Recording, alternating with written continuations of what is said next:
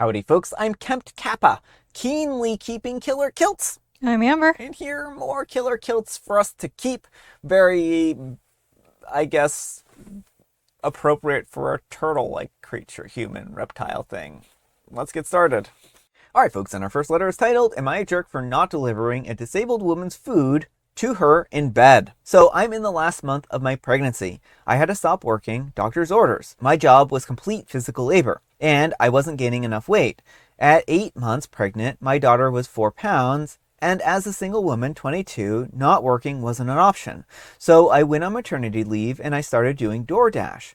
I always brought my sister, a 14-year-old, with me because I've heard horror stories from Dashers and didn't want to go alone. So I go to bring this woman the Burger King around 10 p.m. Her address took me to an empty lot. So I called her and her house is maybe 4 minutes away, down a long dirt road.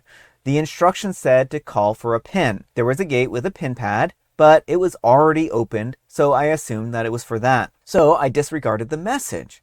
She called me as soon as I pulled up, before I could even park, and told me a pin.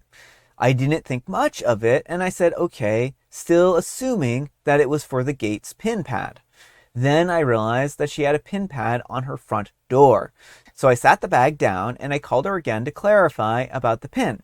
She said that she wanted me to bring her the food to the bedroom because she wasn't able to walk.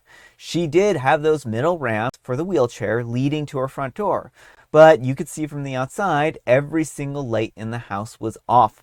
There was a car outside, which made me curious. It could have been one that's accessible for handicapped driving, or just a car that had been easily driven by someone else. But I saw no handicapped license plate or window tag. My sister offered to take the food in, but she's a 14-year-old girl. Maybe I was overthinking it, but I was horrified to think that what if I let her go in and there was a man waiting in the dark? Even if we went together, I'm 8 months pregnant and she's 14. Something about the situation just felt off to me. I explained my situation to the lady and she cursed me out and said how dare I let an 80-year-old woman go hungry for the night and leave a burger that she paid for outside in the cold. When I arrived home, she called again and made me feel even worse. Called me an ableist and all sorts of other things. Well, maybe if it was daylight out, I would have felt comfortable going inside. But having a pregnant woman and or a 14-year-old girl go inside a stranger home at night didn't sit right with me. She reported me on the app, so I called DoorDash and I explained the situation. They said that it's called DoorDash and it's against policy to go past a customer's door for safety reasons, and they removed the violation against me. She said that I never delivered her food. I know I'm probably in the right here, but I can't help but feel bad about it. All right, folks, what do you think? No, absolutely not the jerk. You did the right thing. Even if she was completely harmless, like, first of all, company policy is you drop it at the door. Mm-hmm. Second of all, you gotta trust your gut. Yeah. Because, you know, your life and safety are really important here. It's unfortunate if she can't get up to get her food, but she needs to have an aide or some other person to help her there. It is not your job as a DoorDasher to bring her the food. Yeah. I feel bad for her if this wasn't a scary situation. Maybe she could have had like a bucket or something like that she could have hoisted up if she had been able to put it out the window, or maybe there's something like some way that she could have gotten this food. And I really do sincerely feel bad that if she was hungry, that she couldn't get her food or get her stomach filled. And that's unfortunate, right? But I'm actually a little sketched out by the situation. I think that OP absolutely did the right thing. There's no way of knowing that this was actually a woman who was hungry or not, right? Like, this could have easily been some guy using this woman as bait, essentially, right? And to kidnap or worse, Yeah. And you just can't take your risks on that. This was a long dirt road. Even if you had gone inside, like, there's a pin pad on the outside of that door, so basically you're locked in, right? So, like, people aren't going to be able to get to you. That's just not a good situation, and it isn't something that would make me comfortable at all. No. And I would have to make sure I was armed, well armed, before going into a situation like that, right? Because that's a scary situation. Yeah, for So, sure. yeah, no, I don't think that OP's in the wrong at all. They did the right thing. They protected themselves and they protected their sister. Mm-hmm. But let me know what you folks think. So, anyhow, take care and good luck. And Luna Vixen 15 says, not the jerk. I used to deliver pizzas for a living, and reading your story raised the hair on my arms and necks. Their necks. Apparently, they have two. Not the jerk. I used to deliver pizzas for a living, and reading your story raised the hair on my arm and neck. There was a lot of red flags, the lights all being off, the general attitude of the person on the phone, and more. You should never enter a person's home, even if you're invited in, unless you're a vampire. If something feels off, leave. No delivery is worth your life, especially in your condition. I carried a heavy torch for a reason. You can always use the excuse of legally not being allowed to enter the premise if someone tries it again. And Opie replies, very true. No delivery is worth your life. It may seem like common sense, but I'm glad that I know for a fact that the DoorDash's policy is not to enter past the door's threshold. And D Nugs 94549 says, you heard bad stories, so you decided to involve your kid's sister? What could she do?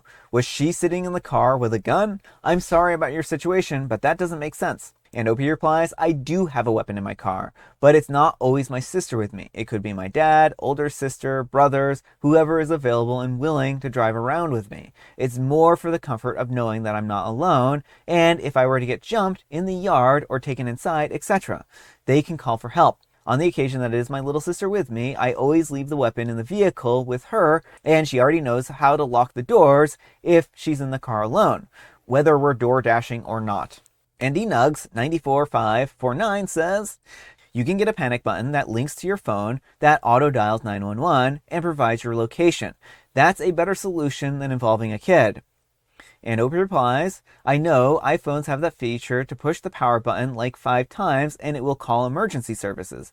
But to me, I never felt like I remember that in a fight or flight situation. But thank you, I've never heard of a device like that, and I'll look more into it.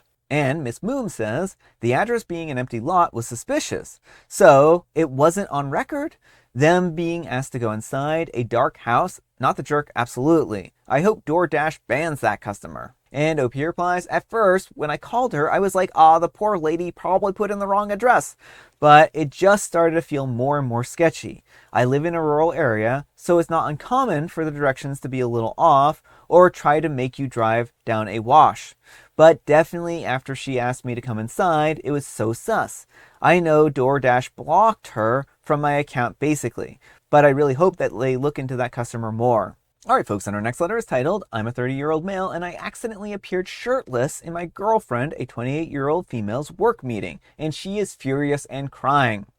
My girlfriend was in a meeting with her colleagues on Microsoft Teams and had the background filter turned on. And I had just come out of the shower and I needed a cotton pad, so I quickly went to grab it from the room. Apparently, my upper body, shirtless, was visible on her camera for about 2 seconds. She got very upset and started crying, saying that my naked upper body was flashed during her meeting. It was completely by accident, but she's really angry and embarrassed. I feel terrible about it. What can I do to make things right and calm her down? All right, folks, what do you think? It's always a good practice when your partner is working to treat that like they're on camera. People working at home is the same as work, is just as important as working in the office. And so depending on what type of a meeting this is too, like it could reflect really poorly on her and make them question her work from home allowance. And so I think Opie isn't fully recognizing the gravity of the situation here. Yeah. Like I understand this wasn't an intentional thing, but at the same time, like it is going to take a lot of recognizing. Like I think the first step is to recognize that this is not just a simple misstep, that it could have professional consequences for her. And I don't know how to like work through it. Like that's going to depend on their individual communication styles. But I think the first thing is to hear her, acknowledge her in a genuine way, like take it to heart and do better. So I think that what OP really needs to do is they need to sit down and they do need to apologize to her. So I'd agree with you on that. And I think that OP needs to ask them what can they do to make this right? And I mean, it might just be time, right? Because Hmm. maybe she's unsure about what's going to happen with her job. Like maybe this could get her fired. Maybe this is just fine and that everyone is going to joke about it, right? And it could be a situation like that. But she may feel very insecure for the next, couple of weeks because she might feel like her job is on the line, Hmm. right? And I think the best thing that OP can do is apologize and make sure to tell her that I'm not going to do that again. I'm going to make sure that, I always have my clothes on and stuff like that behind you.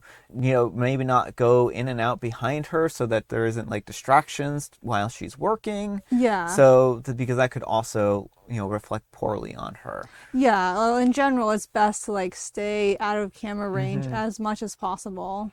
And it might be a good idea to get her like a backdrop or something like that so that she has like a background that she can have behind her so that things aren't visible, right? And that could be a really good way of smoothing things over too, being like, I'm really sorry, I didn't mean for this to happen. Why don't we put something up to help make sure that this doesn't happen again? And I think taking those steps and measures might go a long way, but I think it's just going to be a time type of thing at this point. Yeah. But let me know what you folks think. So, anyhow, take care and good luck. All right, folks, and our next letter is titled, Am I the jerk for being mildly upset that my coworker bought me tickets to a concert the day before a holiday without really asking me? I'm a 25-year-old female, and I have a coworker and a friend, a 35-year-old male, who I have been good friends with over time. We spend quite a bit of time together at work, just chatting and joking, and we got to know each other's favorite foods, music, and whatnot. We even introduced each other to new music that we didn't know about before. Well, flashback to a couple of months ago, and we're talking about one of my favorite bands, Newest Tours. Not really solidifying plans or anything like that, more so just talking about how cool it would be to potentially go to a show.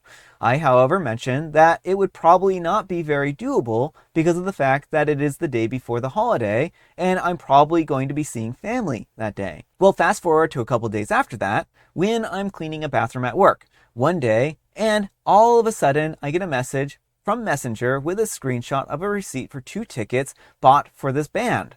And lo and behold, for that day, this man straight up bought him and I tickets to this tour without asking me at all. Again, no plans had been made before, so it was just a casual decision. I was unsure of what to do, but as the day is approaching closer, I fear that I'm actually not going to be able to make it.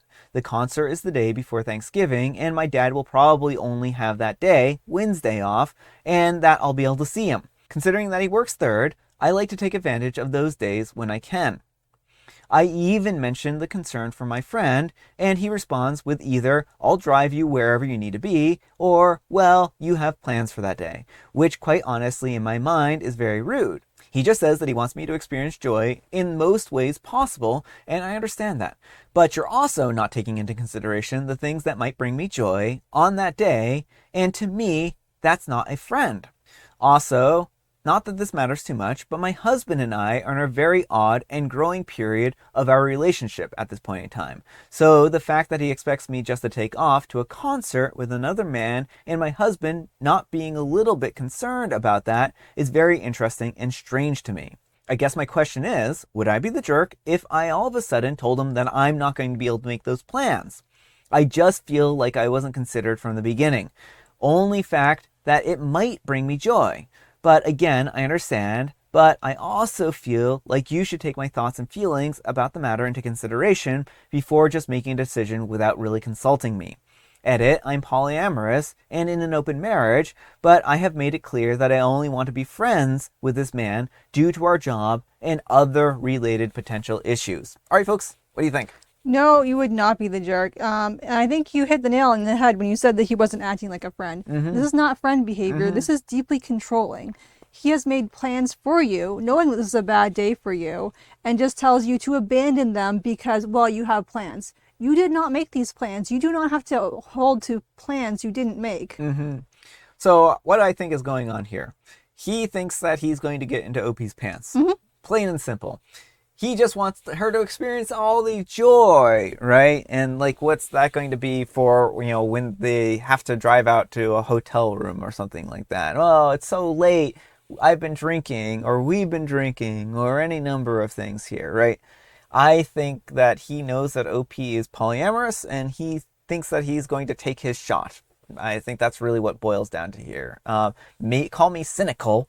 Maybe I'm wrong, but it feels an awful lot like that. Well, no matter what, and I agree 100%, it does feel like he's trying to get into OP's pants, but even if he's not, he is not treating her as a friend would. Yeah. He is treating her as, just something for his amusement. Like, I can make your plans at my whim. You will have fun in the way that I dictate, not taking into consideration how much she values her family or that she might have enjoy seeing her dad. It just feels very, very icky. Yeah, I agree. I think you kind of really hit the nail on the head there. But let me know what you folks think. So anyhow, take care and good luck. All right, folks, it is tea time. Grab your beverages of choice. I've got some tea right here, and Amber, she has a joke. What might you call a royal gourd? Oh, I would call it Gordy LaForge. And then it would also be not just royal, but a spaceman. A pumpkin. Ah. And it is National Pumpkin Day and also World Howl at the Moon Night. So if you are like me, every night is Howl at the Moon Night. A lot of the times, neighbors throw shoes at me thinking I'm a neighborhood cat. But don't worry, I'm all right. And I have Earl Grey. All right, folks, that's all the time we have for today. Thank you so much for watching. Happy special Sunday, folks. And you know what makes it special? You do, and Amber does too. And Brian does too. Amber, we need some kind of moral advice and or guidance, and please have it on being a work friend.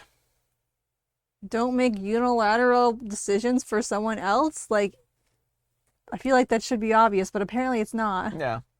But thanks so much for watching, and we'll see you all tomorrow. Bye.